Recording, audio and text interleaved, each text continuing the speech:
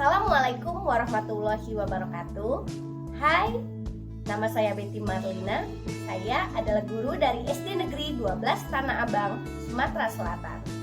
Pada kesempatan kali ini, saya akan membagikan praktik baik saya dalam menyusun perencanaan pembelajaran di kurikulum Merdeka. Berikut adalah video praktik baik yang saya lakukan. Secara umum, ada dua tahapan dalam penyusunan perencanaan pembelajaran, yaitu penyusunan alur dan tujuan pembelajaran, dan yang kedua adalah mengembangkan modul ajar. Pada video ini, kita akan membahas mengenai penyusunan alur dan tujuan pembelajaran. Capaian pembelajaran atau CP merupakan kompetensi pembelajaran yang harus dicapai peserta didik pada setiap fase, dimulai dari fase fondasi pada PAUD untuk pendidikan dasar dan menengah. CP ini disusun untuk setiap mata pelajaran. CP bisa dilihat di Keputusan Menteri Republik Indonesia Nomor 56/M/2022 tentang pedoman penerapan kurikulum dalam rangka pemulihan pembelajaran. Komponen capaian pembelajaran terdiri atas 5 bagian. Yang pertama adalah rasional mata pelajaran, yang kedua tujuan mata pelajaran, dan yang ketiga adalah karakteristik mata pelajaran.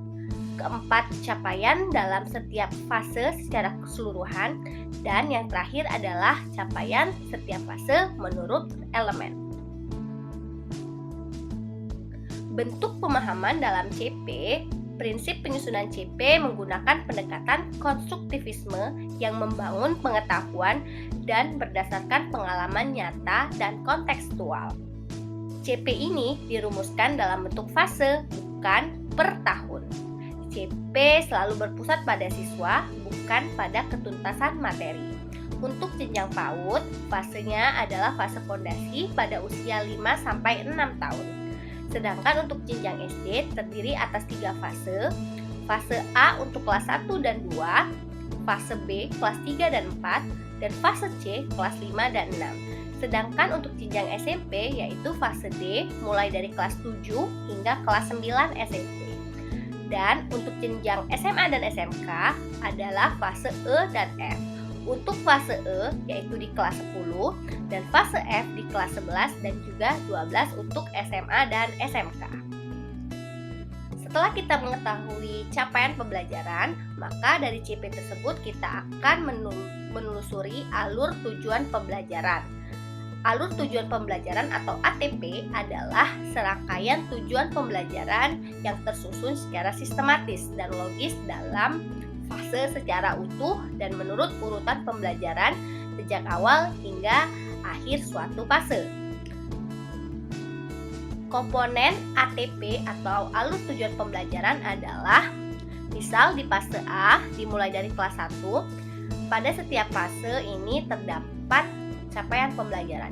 Capaian pembelajaran ini kita pecah-pecah menjadi beberapa tujuan pembelajaran untuk fase tersebut.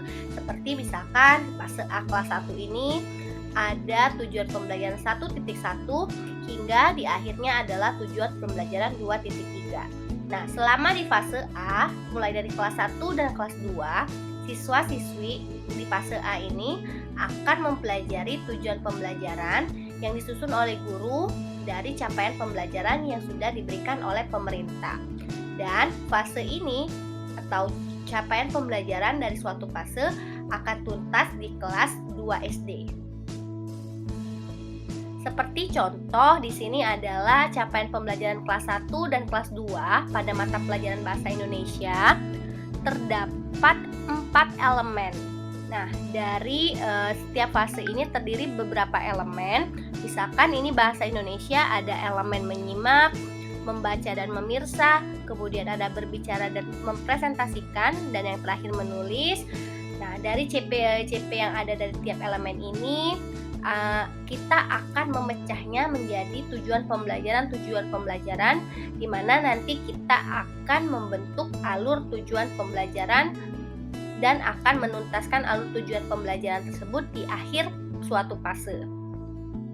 Contoh alur tujuan pembelajaran, ini misalkan fase A, Bahasa Indonesia, elemen membaca dan memirsa. Capaian pembelajarannya adalah pelajar mampu bersikap menjadi pembaca dan pemirsa, bacaan dengan baik, pelajar mampu memahami informasi dari bacaan dan tayangan yang dipirsa tentang diri dan lingkungan, narasi, imajinatif, dan puisi anak, pelajar mampu menambah kosakata baru dan teks yang dibaca atau tayangan yang dipirsa dalam bantuan ilustrasi. CP ini tuntas pada satu fase. Nah, dari capaian pembelajaran elemen membaca dan memirsa ini, kita uraikan menjadi 3 tujuan pembelajaran, yaitu tujuan pembelajaran 2.1, 2.2, dan 2.3. Nah, setiap tujuan pembelajaran ini akan kita buat dalam bentuk modul ajar. Nah, untuk Bapak Ibu untuk mengetahui tujuan pembelajaran dan juga capaian pembelajaran bisa menggunakan website dan juga gawai handphone Bapak Ibu dengan menggunakan platform Merdeka Mengajar.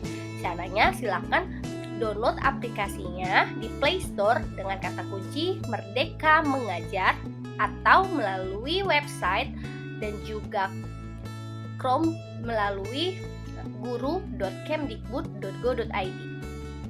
Setelah akses PMM dari gawai atau ponsel pintar, Bapak Ibu pilih tentang kurikulum merdeka.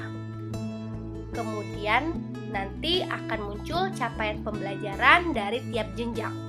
Untuk fase SD dan SMA silakan diklik pada tiap-tiap jenjang masing-masing. Kemudian akan muncul fase A hingga F.